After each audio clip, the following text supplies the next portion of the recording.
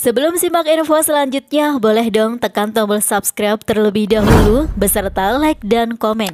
Jangan lupa aktifkan tombol loncengnya agar tak ketinggalan video terbaru dari channel Mama Maisha. Dukung terus channel ini agar bisa berkembang. Warga di Pekalongan, Jawa Tengah kembali digegerkan dengan penampakan penjual papeda keliling yang mengenakan kostum tuyul. Wah, ada-ada aja ya.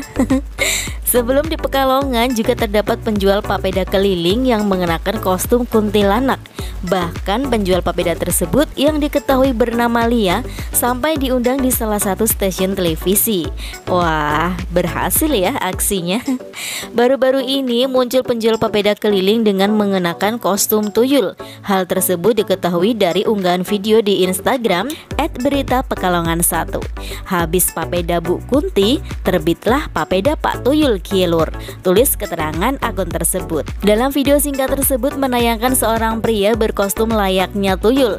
Ia hanya mengenakan celana pendek berwarna putih. Wah, jadi serem ya. Selain itu, kepala pria tidak memiliki rambut alias pelontos layaknya tuyul yang sering tampil di sebuah sinetron televisi. Rupanya ia tersebut tengah menjajakan jajanan papeda menggunakan sepeda motor. Dalam video itu, ia terlihat sedang melayani dua pembeli. Diketahui penjual papeda yang menggunakan kostum tuyul tersebut menjajakan dagangannya di daerah Kelurahan Pekajangan, Kecamatan Kedungwuni, Pekalongan, Jawa Tengah. Sontak saja, unggahan video tersebut mematik sorotan warganet. Tak sedikit dari mereka yang memberikan ragam tanggapan.